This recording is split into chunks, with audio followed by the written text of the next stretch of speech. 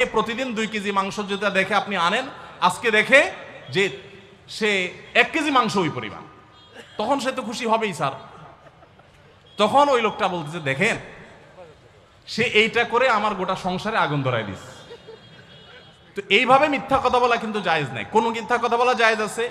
ধরেন আপনি আপনার বউরে বললেন, দেখো তুমি চাঁদের চাইতেও সুন্দর। কিসের চাইতে সুন্দর? ভাই চাঁদের চাইতে উজ্জ্বল মানুষ হয় সম্ভব? ডাহা মিথ্যা কথা না? কিন্তু এই মিথ্যা কথা বলা কি আছে? জায়েজ আছে। সৌদি আরবের একজন আলেম ডক্টর আয়েজ আল কারনি, মুসলিম বিশ্বের সবচেয়ে জনপ্রিয় আলেমদের মধ্যে একজন, ওনার একটা বক্তব্য আমি শুনেছি, অত্যন্ত চমৎকার কথা বলেন এবং দারুণ দারুণ টিপস দিয়ে থাকেন। উনি বলেন যে একটা ইউনিভার্সিটি প্রোগ্রামে স্টুডেন্টদের সামনে উনি বলছিলেন যে আমি একবার একটা আইডিয়া দিয়েছি দাম্পত্য জীবনের সুখ শান্তির জন্য। বলেন যে এটা ইমপ্লিমেন্ট করে অনেকেই সুফল পেয়েছেন, আমাকে ব্যক্তিগতভাবে জানিয়েছেন।